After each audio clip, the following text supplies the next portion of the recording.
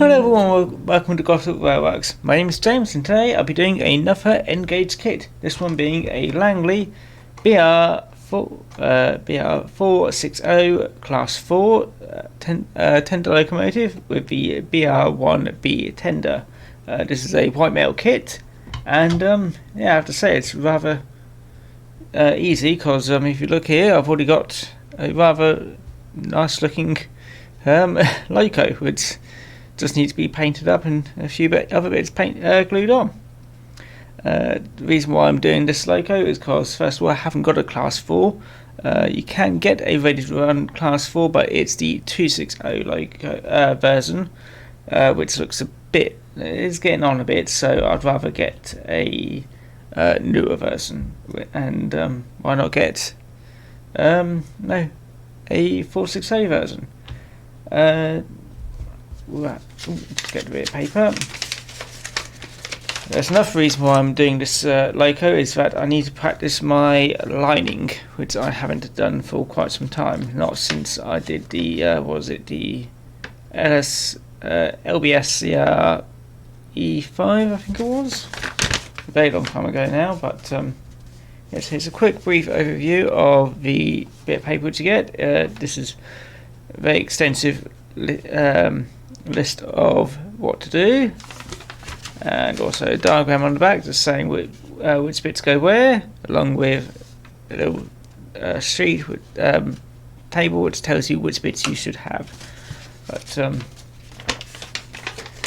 yes, the chassis which I'll be using is a older Paris Black 5. Like I said, it fits rather nicely already, so I'm surprised that it already looks as well as it does. The chassis runs fairly well, as you can see, using my 9-volt battery, which I do need to get a new one for. But yeah, it was all the little detail art to get into it, and yeah, it's probably going to be a rather fun build because I do like my white metal kits because they're fairly easy and you don't need to use any soldering irons and you don't burn your fingers, so always a good plus. But yeah, I think the most difficult part which I have with this is always with the lining, because you need to add something very delicate onto metal. But yes, just trying to save off. I think I said the reason why I suspect this is a new mould. Can't remember if I did mention that or that maybe in the previous take, but this looks like a new mould for this model. In fact, it has very fine lines and nothing missing. So yes, it should look rather nice when I'm done with it. Anyway, yeah, there's a few bits which I need to drill out, but other than that, it should be quite nicely done. Anyway, I'm going to stop rambling and get onto with the build. So I'll do my usual slideshow of me building it piece by piece. So and also telling you about the prototype. So I'll see you in a bit.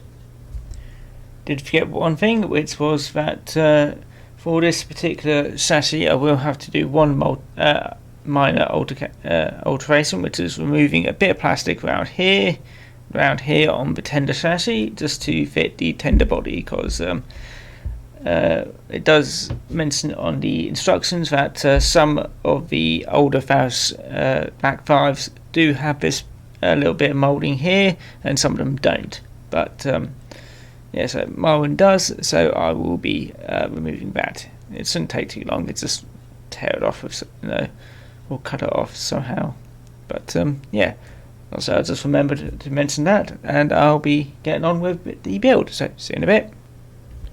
British Railways Standard Class 460 is a class of steam locomotives of which 80 were built during the 1950s. They were designed for mixed traffic use on secondary routes where the otherwise ubiquitous Standard Class 5 and their predecessors, the Black 5s, would be too heavy. They were essentially a tender version of the Standard Class 4 tank engine, with similar characteristics of the GWR Magna class. though unlike the Manners, they were built to the universal loading gauge. Design work was done at Brighton by R.A. Riddles with help from Swindon, Derby and Doncaster. Construction was at the Swindon Works. 45 of the class were allocated to the London Midland region, 20 of the class for Western region. The last 15 were allocated to the Southern region. The Southern batch were built with the BR-1B tenders, which weighed 49.15 long tons and carried 4,725 imperial gallons of water and 7 long tons of coal. This reduced their route availability to 7, the same as the standard Class 5. 6 members of the class have survived into preservation, with all apart from 75079 having run at some point. 2 members of the class were purchased directly from BR for preservation. The remaining 4 engines were rescued from the scrapyard at Barry Island. Right, here we are with the finished model. And to be fair, I think it looks rather nice. True, the lining isn't absolutely perfect, but for my second attempt, since my first attempt, which was just up there, let me just have a quick zoom in. There it is. It's, to be honest, my first attempt wasn't too bad either, but my second attempt, with a lot more care, still getting a few bits wrong, but never mind. It looks quite nice. There is a few issues with this model, well, this kit. One of them is the strainers on the side, which I did attempt to fit and keep on. They broke off quite easily. I'm not too sure if it's because I didn't put them on properly, but I've just removed them and tidied it up and just left it like that. So yeah, I tried. But yeah, I think I'll leave them off for now. Second thing is it's not well suited for very tight corners.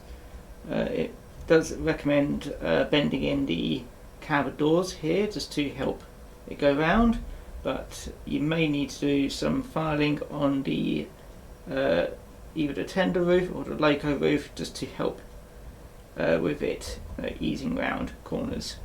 But it's either that or just have very, very mild curves for it to go around.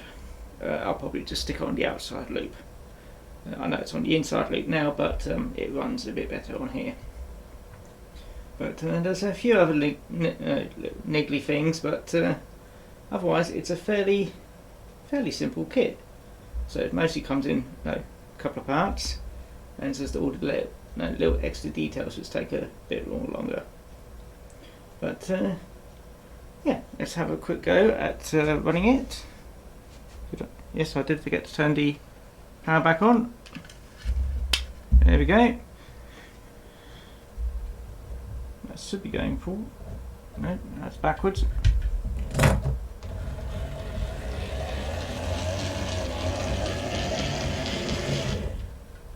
And that's it, about to go down wrong. That's because it's not going to go that way. There we go.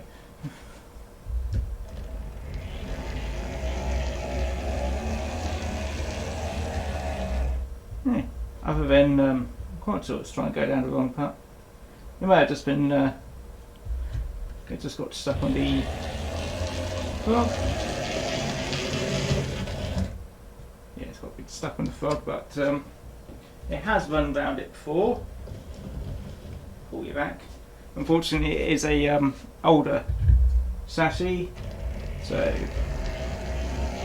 you do have to take that into account. But now let's try coupling up.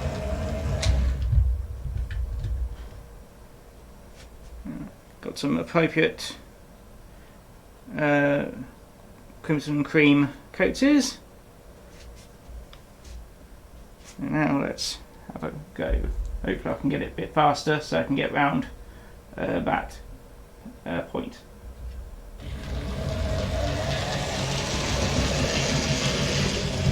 There we go. So this is the problem where it may get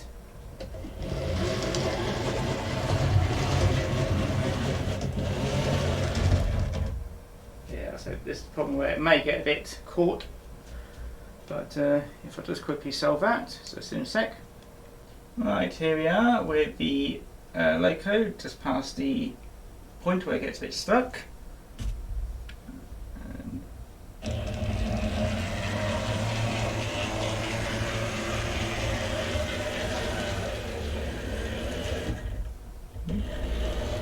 Just show you where it gets a bit caught here.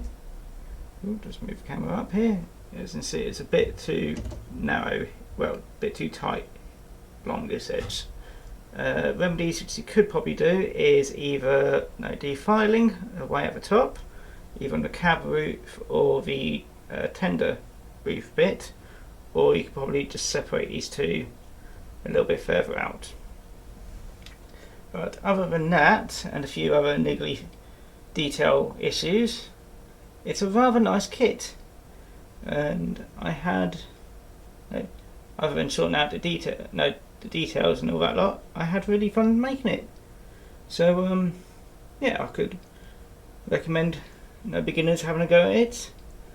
Maybe leaving off the little bits down here because they're really fiddly. But yeah, I think it's a rather nice kit. So